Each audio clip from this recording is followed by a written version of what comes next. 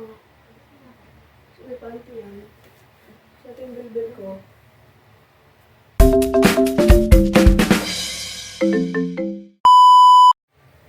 So, again, hello, welcome back to my channel. It's me, Chrislyn. So, welcome back again to my channel. So, ayan, inulit ko na naman yung sinabi ko. So, for today's video, mag-on haul tayo ng aking body shaper na matagal ko nang in-order. So, ito, in-order ko tong body shaper na to.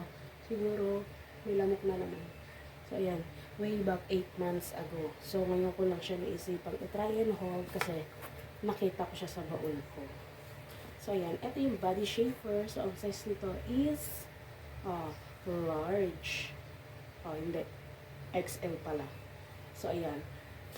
So, tama. XL to. Tignan ko nga ulit kung XL.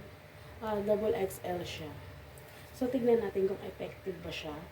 Pampawala ba talaga ng bilbil or pang body shape ba talaga siya. So, ipapakita ko sa inyo ang aking bilbil. Okay. So, ito nga pala yung aking belly. So, ito siya. So, talagang, ito yung nagpapahirap sa akin. Pero charot lang. So, masarap kasing kumain. So, ito, ibabody shaper natin siya. So, complete ba talaga siya dito sa ating body syempre. So, tara. Let's bolt in it. So, syempre, tatanggalin natin ito. So, hindi ko pa ito natotry, guys. Ngayon pa lang. Okay. So, nasuot ko na siya. So, ito yung bilbil ko. So, malalaman natin kung talagang yung pinagkaiba siya. So, hindi ko dyan nagtatapos ang paghihirap ko.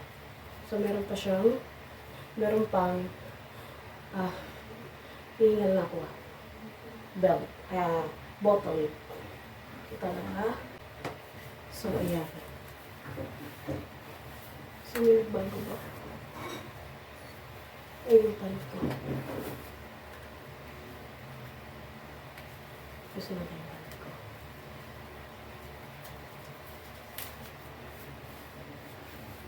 So, hindi ko ito ginagamit, guys. Ngayon ko lang ito nagamit. So, yun siya. So, may panty ako. So, may panty yan. Okay. Kabachi. Ang bago. So, dapat din ako dito. So, try natin sa pangalawa. Yun. Mabot siya sa pangatlo.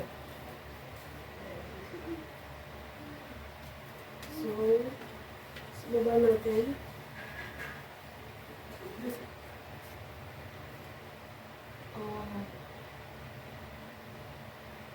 So, ito na siya, guys. So, may underwear yan, guys. So, inaibo tayo. Yan. From 36 to 25. Ayan. So, yun na, guys. Thank you for watching. So, yun, guys. Thank you for watching here in my channel. Don't forget to subscribe, hit the bell for notification para update kayo sa mga video like this. Thank you so much.